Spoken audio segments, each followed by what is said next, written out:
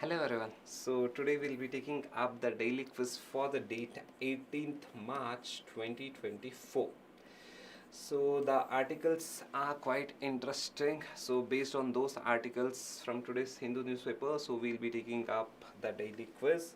So the first article is on the most important subject, that is your ecology. So the first article was regarding your IPCC report. So in this context, we'll be taking up the first question, so on IPCC. So which of the following statement is or correct regarding the Intergovernmental Panel on the Climate Change? So that is nothing but your IPCC. So statement 1. So IPCC was established by United Nations Environment Program, that is your UNEP, and WMO, World Meteorological Organization. Is it true? So was IPCC established by UNEP and WMO together? This statement is absolutely true, and again here guys, you got to note this point here. Topics on IPCC, UNFCCC, these are like Kyoto Protocol, etc. These are like super important topic from UPSC perspective. UPSC has been asking a lot of questions on this topic, so you should know this one. So the statement 1, you have to know this one. So again, you are here, that is your IPCC was formed by your UNEP and WMO, World Meteorological Organization, in the year 1988. In the year 1988, that you have to remember. So again, statement 1 is absolutely right. So what about statement 2? IPCC conducts its own research on the climate change. Is it true? So IPCC doesn't conduct research on climate change.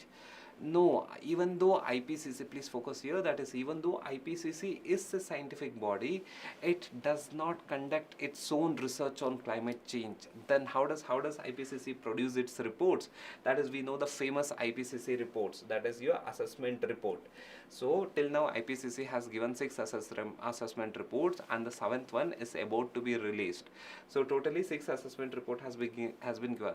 So then if IPCC is giving this assessment report on the climate change, then how is IPCC getting all the data from? If IPCC is not indulging in its research, IPCC doesn't indulge in scientific research, but what it does is it compiles the data of various scientific research on climate change across the world. So then who does all the scientific research? It will be done by your universities, scientific communities, etc. They indulge in this scientific research on climate change. IPCC collects those reports, compiles it, and publishes its own report called as assessment report. Again, the point here you have to note that IPCC doesn't indulge in any of this scientific work, so that is any of this research work, but it gives out the report known as assessment report. So statement 2 is wrong, statement 1 is right. So the answer is A. So A is the answer. So we will take up the next question, and the next question is on the concept of employment and minimum wages. We had a very good article that analyzes the employment status in India in the last 10 years. So based on this article, we'll be taking up the next question. Which of the following statement is or correct regarding the minimum wages in India? The minimum wages in India are determined solely by the central government. Is it true? Is the minimum wages in India solely determined by the union government? No. The labor concept, that is the labor as a subject, falls under your concurrent list. That is labor, this concept or the labor subject, this labor subject falls under concurrent list, and we know that if any subject falls under concurrent list, both your union government and your state government can make laws regarding that. Since labor is your is a part of your concurrent list, so your union government as well as your state government can set standards for minimum wages, not just union government. So statement 1 is absolutely wrong. So it is both union as well as state can make set standards for minimum wages. So statement 1 is wrong. If statement 1 is wrong, we already get the answer, but however, we'll see to the second and third statement whether it's actually right or wrong. So the second statement, employers are legally obligated to pay the minimum wages set by the government for a specific industries and specific skill level. Again here, if you see the minimum wages are set with respect to various industries and various skill level.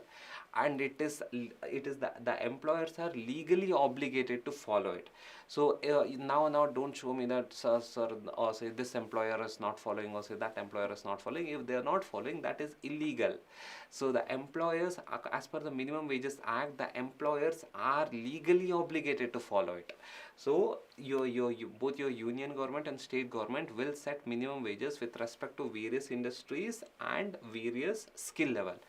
And if you are an employer operating in that industry, you are legally bound to follow it. So again, this statement is absolutely right. That is, second statement is absolutely right. What about third statement? National floor level minimum wages, that is your NFL-MW, is set by the union government, or say that is the Ministry of Labor. Is it true? That is, the national floor level minimum wages is set by the union government. Is it true? It is absolutely true. That is, your national floor level minimum wages is set by the Ministry of Labor, Government of India. So this statement is right. And again here it is expected that the state governments which sets the minimum wages is always above the national floor level minimum wages. But however, this statement is absolutely true. That is, your national floor level minimum wages is set by the Ministry of Labor. So the answer is B. Now let us go to the next question. So the next question is regarding your blood sugar, or say diabetes. So again, it was a very good article regarding diabetes, which is exponentially increasing in India in the recent times. So based on this article, we will be taking up the next question. So statement 1. So India is the world's diabetes capital with the highest number of diabetic individual globally. Is it true? Is India the world's diabetes capital?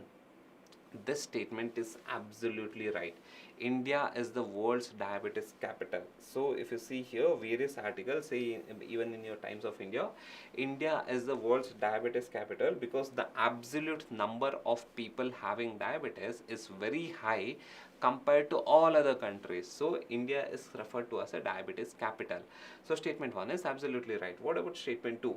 Urbanization and dietary changes are the primary factors contributing to the rise of diabetes in India. Is it true? This is absolutely true. What kind of diabetes? Actually, it is your type 2 diabetes. Type 2 diabetes. So the type 2 diabetes are increasing in India due to urbanization and dietary change. Now you might ask, how come urbanization is leading to increase in a type 2 diabetes? So in urbanization, there is a sedentary lifestyle. Urbanization has sedentary lifestyle in the sense there's no major physical activities. You go to the office, sit on a chair, work, come back home. So that's your sedentary lifestyle. So again, in urbanization, due to lack of space, the physical mobility is also very constrained. So again, this leads to sedentary lifestyle. Due to the sedentary lifestyle in urbanization and due to the dietary changes in the sense high processed food that has a lot of calories, and lot of sugar content. So due to dietary changes, high processed food, and your urbanization, that is your sedentary lifestyle, the type 2 diabetes in India is growing exponentially as per the article. Again, this statement is absolutely right. So what about third statement? The effective public health campaigns and increased access to affordable medication can be significantly reduce the burdens of diabetes in India. Is it true? This is absolutely true. So why people are not focusing a lot on diabetes? It is because lack of knowledge. If you see, as per this article, one of the main reason why people are not focusing on, or say not able to control their diabetes, is that they themselves don't know when their blood sugar has increased. So that's the reason. If you see, the article suggests that if you are above 30, please get your blood sugar checked. So again, one of the main reasons for having a high number of diabetes is that lack of public health awareness.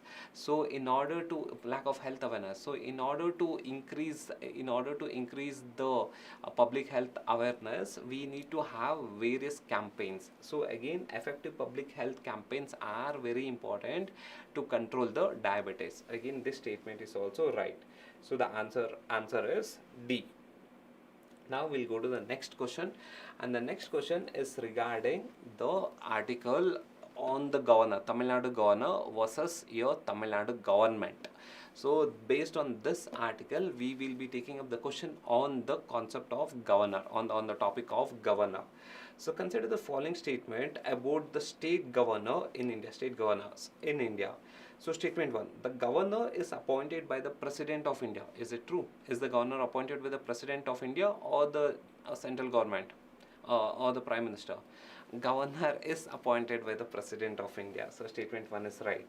So statement 2, that is the governor has a discretionary power to appoint the chief minister of the state. Is it true? So does the governor have a discretionary power to appoint the chief minister of the state, or he has to follow some norms? As per the constitution, the governor has a discretionary power to appoint anyone as a chief minister, but however, that chief minister should prove their majority in the floor. So in the floor of the assembly.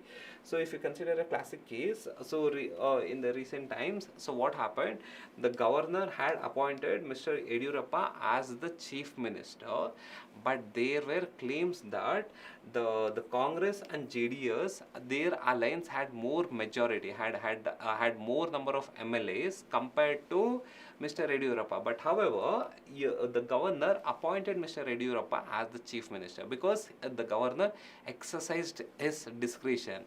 But when he appointed Mr. Yediyurappa as the chief minister, Mr. Yediyurappa had to prove his majority on the floor.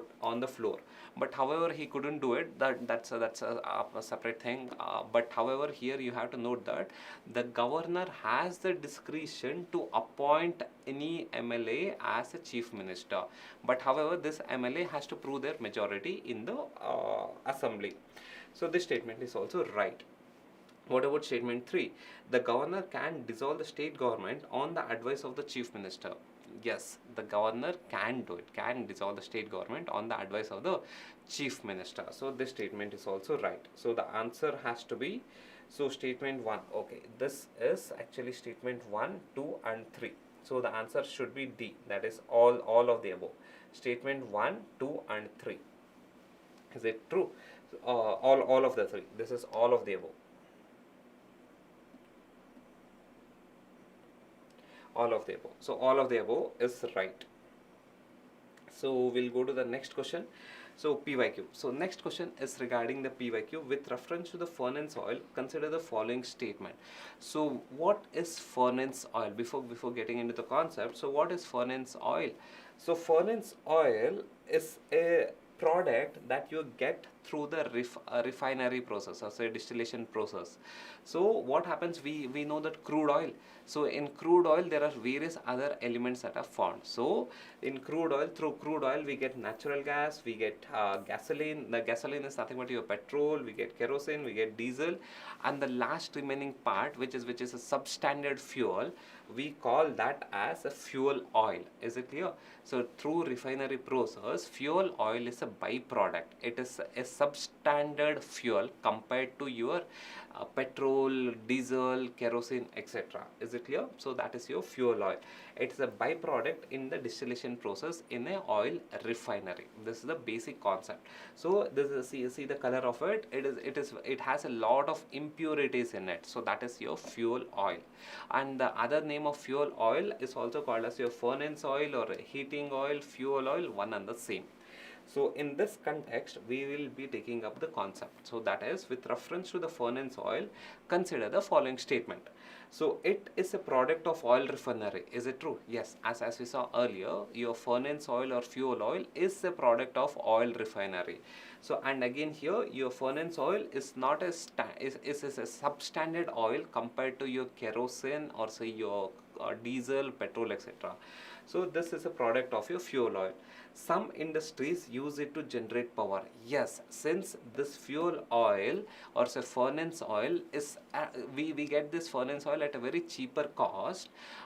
We get many industries use this fuel oil or say furnace oil for generating power. The classic example are various thermal plants use this fuel oil or say furnace oil to generate power. So this statement is also right. What about statement 3? it uses its use causes sulfur emission in the environment. Its use cause sulfur emission in the environment. Yes, since this fuel, since this furnace oil has a lot of impurity, one of the major impurities are sulfur. So when we burn this furnace oil, a lot of sulfur emission occurs. Again, this statement is also right. So the answer is D. So D is the answer. So now we will be taking up the fact of the day. The fact of the day is PVTG, particularly vulnerable tribal groups. Again, UPSC has asked question on this PVTG, and tribal is one of the favorite question of UPSC. So you should know what is this PVTG. So PVTG, we know that we are tribal group. So this is your tribal group. Say 8.6% of India's population are tribal group. 8.6% of India's population are tribal group. Of this 8.6%, there are certain tribal community who are highly vulnerable. See, in general, the tribal communities are a vulnerable section in India. That's the reason we have given affirmative action. That is, the constitution has given affirmative actions to uplift the tribals. But however, of this 8.6% tribal population, of this 8.6% of Indian population who are a tribal, so of this tribal group, there is a very small group who are very highly vulnerable compared to the rest of the tribal community. So those tribal groups are called as particularly vulnerable tribal group. Did you get the concept? We have tribal group. Of this tribal group, there are certain tribal communities who are extremely vulnerable compared to other tribal communities. Those tribal communities are called as your PVTGs, particularly vulnerable tribal group. So when did this concept initiate? It was not a concept that was formed during our constitution.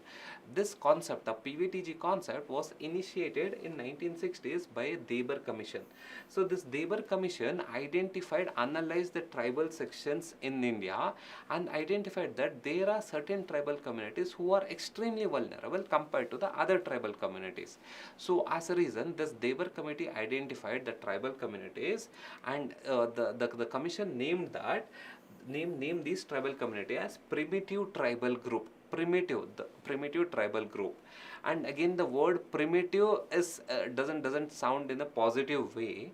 So as a reason, what happened in 2006, the primitive tribal group, the PTG name was changed into particularly vulnerable tribal group. Why it was changed? The concept, the notion, the name primitive is not in a positive aspect. So as a reason, in order to give a positive aspect, it was called as particularly vulnerable tribal group. Some of the examples of particularly vulnerable tribal groups are, here say Asur, Biror, Birja, or say Irula. These are your Central Indian tribes, or say Irulas and Todas. These are your South Indian, or say your Nilgiri tribes. So these are some of the PVTG tribes. And what are the actual characteristics of this PVTG tribes? So there are 4 important characteristics of this PVTG tribes. The first important characteristics is pre-agricultural lifestyle. So what do you mean by pre-agricultural lifestyle? Most of these PVTGs are indulge in hunting and gathering. See, we know that if you see the human evolution, first there was hunting and gathering, then there was agriculture was settlement. So before agriculture, we had hunting and gathering. So most of these PVTG tribes, even today they indulge in hunting and gathering. So that is your pre-agricultural lifestyle. Another characteristics of the PVTG is that very low literacy. The tribal community as such has a very low literacy, but within the tribal community, these PVTGs have extremely low literacy. This is another characteristics of PVTG. Third characteristics of PVTG are, they are very small and stagnant population. If you see your Andamanese tribe, or say Onge tribe, Jarawa tribe, they are less in number. So very less in number, around 100, 150 in number. So their population size is very small, or the population size is very stagnant, or it is declining. So though that is another characteristics of your PVTG. And the last characteristics of your PVTG are they are relatively isolated, that is geographically isolated. Be it your, say, example is your Onge tribe, or say your Andamanese tribe. So these are Jarawa tribe, these are Sentinelese tribe. These are relatively isolated. PVTGs are relatively isolated. So these are the important characteristics of your PVTG. So this is very important. UPSC has asked a question on this. So this is the end of today's class. So chalo then. Yeah, thank you guys.